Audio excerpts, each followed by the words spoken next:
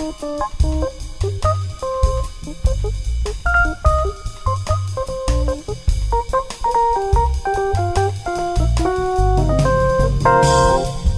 grup de recerca en envelliment i neurodegeneració, dirigit pel doctor Antoni Camins i la doctora Mercè Pallàs, de la Facultat de Farmàcia de la Universitat de Barcelona, desenvolupa un projecte de recerca bàsica aplicat a un model animal, en el que estudien quins factors afavoreixen que es desenvolupi la malaltia d'Alzheimer. El primer objectiu és determinar si aquest model animal presenta símptomes associats a un Alzheimer causat per l'envelliment.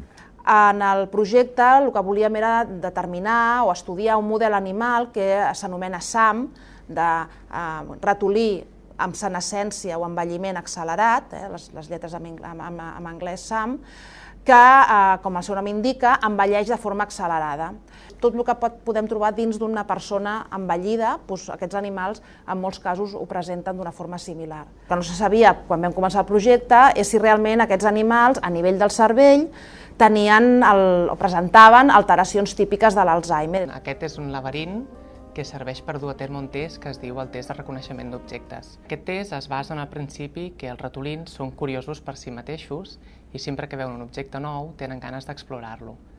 El primer dia als ratolins se'ls presenten dos objectes idèntics i se'ls deixa temps perquè els ratolins s'acostumin a l'entorn i explorin els dos objectes.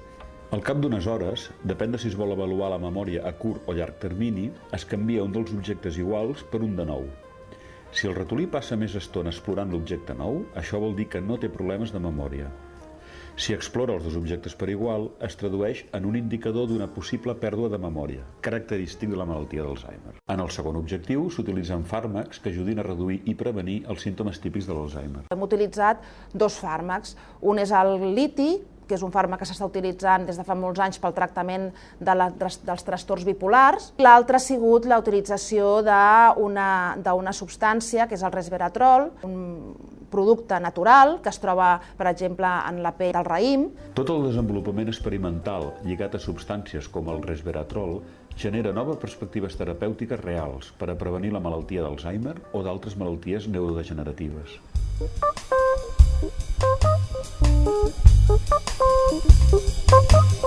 Thank you.